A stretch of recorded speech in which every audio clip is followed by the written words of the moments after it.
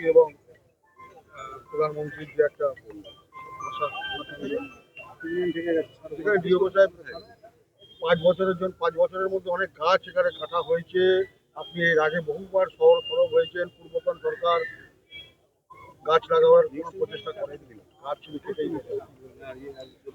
দেখুন, আজকে বিশ্ব পর্যাবরণ দিবস আছে। এই বিশ্ব পর্যাবরণ দিবসে আমাদের প্রধানমন্ত্রী, মুখ্যমন্ত্রী এরা দুজনই এটা নিয়ে বড় একটা ড্রাইভ আছে আমাদের ভারতবর্ষের মধ্যে। পশ্চিমবাংলা আগে তো গাছ কাটা হতো, গাছ লাগানো কোনো ব্যাপার ছিল না, গাছ কাটা ব্যাপার ছিল। তো আমরা গাছ লাগাচ্ছি। হালি শহরে একটা সরকারিভাবে প্রায় 250 গাছ এখানে এখন লাগানো হবে। কিন্তু আমি একটা সাজেশন দিয়েছি, বিগত 5 বছরের মধ্যে কত গাছ কাটা হয়েছে, তাদের সবার নামে কিন্তু কমপ্লেন আছে, কিন্তু কেউ গ্রেফতার হয়নি।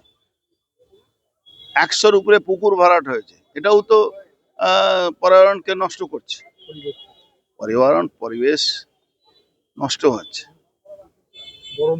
গরম বাড়ছে। তো এইগুলো যে নষ্ট হচ্ছে, এগুলোকে বাঁচাবে কে? এই ভয়টা না থাকলে কি করে বাঁচবে? গ্রেফতার একটা নোটিশ হয়নি। আমি ডিএফও কে বলেছি ইমিডিয়েট যারা যারা গাছ কাটার সঙ্গে যুক্ত ছিল তাদেরকে গ্রেফতার করতে হবে, এফআইআর করতে হবে। এই ধরনের অপরাধ মাফ করা যায় না, ক্ষমা করা যায় না। এই জন্য ইমিডিয়েট এর উপরে অ্যাকশন নিতে হবে।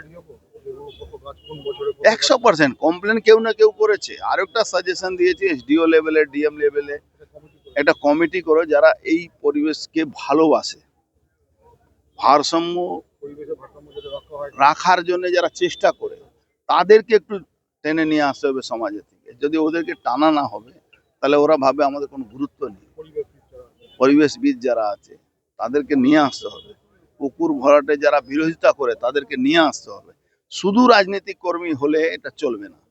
এখানে যে কোনো পার্টি যদি এই ব্যাপারে যদি তারা ভালো লোক হন, যারা চান এইসব বন্ধ হোক, তাদেরকে নিয়ে। আমি একটা এক্সাম্পল দিলাম কি, ভাটপাড়া পৌরসভাতে ইও কমপ্লেন করেছে 25টা পুকুর ভরাট হয়েছে। কাউগাছি ওয়ানে পুরো মানে কত গাছ কাটা হয়েছে ভাবতে পারেন। ব্যারাকপুর বারাসাত রোডে সব গাছ উড়িয়ে দেওয়া হয়েছে, দামি দামি গাছ উড়িয়ে দেওয়া হয়েছে। আপনি ছাড়ুন, এই আমাদের পাশে গৌরীপুর জুট মিলে কত গাছ কেটে বিক্রি করে দেওয়া হয়েছে, এফআইআর হয়েছে, কিন্তু কোনো অ্যাকশন নেই। পুনরুদ্ধার করতেই হবে, হবে না আমি বলছি, করতে হবে। এটা কিন্তু আরে বাবা, গাছ কাটা নিয়ে যে আইন আছে তাতে তো সাজা হয়ে যাবে। হ্যাঁ, কোনো আইনটাকে প্রয়োগই করা হয়নি, কাউকে গ্রেফতারও করা, কার নামে এফআইআর হয়। এমএলএ চেয়ারম্যান যারা ছিলেন তাদের তো বেশিরভাগ ভূমিকা, তাদের বেশি ভূমিকা দেখা যাচ্ছে। ভাই, ওরাই তো পুকুর ভরাটে মালিক, ওরাই তো গাছ কাটা মালিক। ফ্ল্যাটে ফ্ল্যাট ফ্ল্যাটে ফ্ল্যাট